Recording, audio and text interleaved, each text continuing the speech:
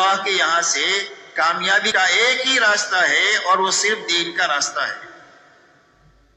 رہا دنیا میں جتنے اسباب ہیں چھوٹے بڑے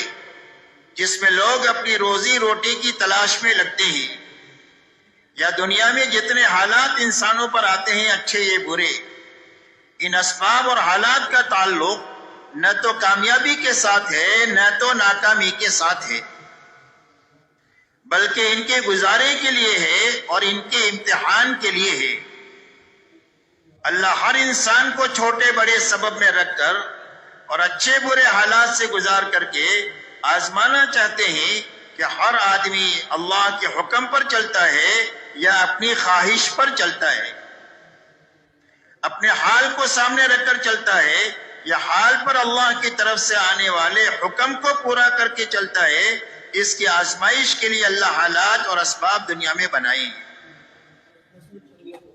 اس لیے کہ دنیا میں جینے کے دو ہی راستے ہیں، تیسرا کوئی بھی راستہ نہیں ہے۔ ایک راستہ حکموں والا راستہ ہے جو نبیوں والا راستہ ہے،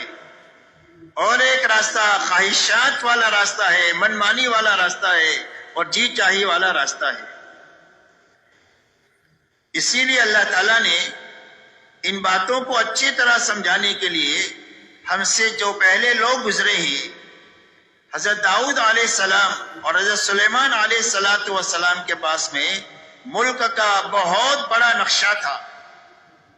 اور اللہ نے ملک کے اس نقشے میں ان کو کامیاب کر دیا۔ اور فرعون اور نمرود کے پاس میں بھی ملک کا بہت بڑا نقشہ تھا، اللہ نے ان دونوں کو ملک میں رکھ کر اللہ نے ان کو ناکام بنا دیا۔ مال کا بہت بڑا نقشہ قارون کے پاس تھا، اس کے خزانے کی چابیاں ایک طاقتور جماعت اٹھایا کرتی تھی،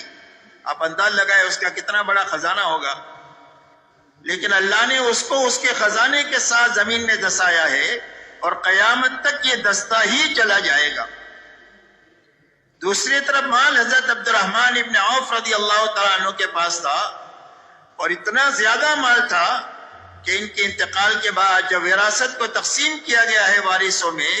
تو سونے کے اینٹوں کو کاٹ کر تقسیم کرنے کے لیے کاٹنے والوں کے ہاتھوں میں چھالے پڑ گئے، لیکن اتنے بڑے مال نے حضرت عبد الرحمن ابن عوف کا نقصان نہیں کیا، بلکہ ان 10 صحابہ میں سے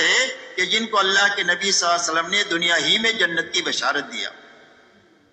اسی لیے فرمایا نعم المال الصالح للرجل الصالح، فرمایا حلال مال ہے اور نیک آدمی ہے تو کیا حرج کی بات ہے، اس لیے کہ اس حلال مال سے وہ کام کیے جا سکتے ہیں جو بغیر مال سے نہیں ہو سکتے ہیں۔ تو مال یہاں بھی ہے، مال وہاں بھی ہے، وہاں ناکامی ہے، یہاں کامیابی ہے۔ تجارت قوم شعیب کے پاس تھی، بڑی بڑی منڈی آئی، اللہ نے قوم شعیب کو تجارت میں اجاڑ دیا، اور تجارت مدینہ منورہ میں مکہ کے مہاجرین کے پاس بھی تھی، مہاجرین تجارت پیشہ تھی، اللہ نے ان کو تجارت میں چمکا دیا۔ باغات قوم سبا کے پاس تھے، اللہ نے قوم سبا کو باغات کے بڑے بڑے نقشوں میں رکھ کر اجاڑ دیا نہ ماننے کی بنیاد پر، اور باغات انصار مدینہ کے پاس تھے، اللہ نے ان کو باغات پہ رکھ کر چمکا دیا، اور اللہ نے ایسی برکت دیا کہ آج تک ساری دنیا مدینہ منورہ کی کھجوریں کھا رہی ہے۔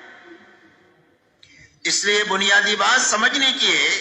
کہ اللہ کے یہاں سے کامیابی کا کوئی بھی دنیا کا سبب نہیں ہے، اور کوئی بھی حال کامیابی ناکامی کے لیے نہیں ہے۔ اس کی مثال برتن کی ہے، اس پر کامیابی اللہ ہی کی طرف سے آئے گی اور ناکامی بھی اللہ ہی کی طرف سے آئے گی۔ کامیابی کے آنے کی بنیاد حکم کا پابند ہونا ہے۔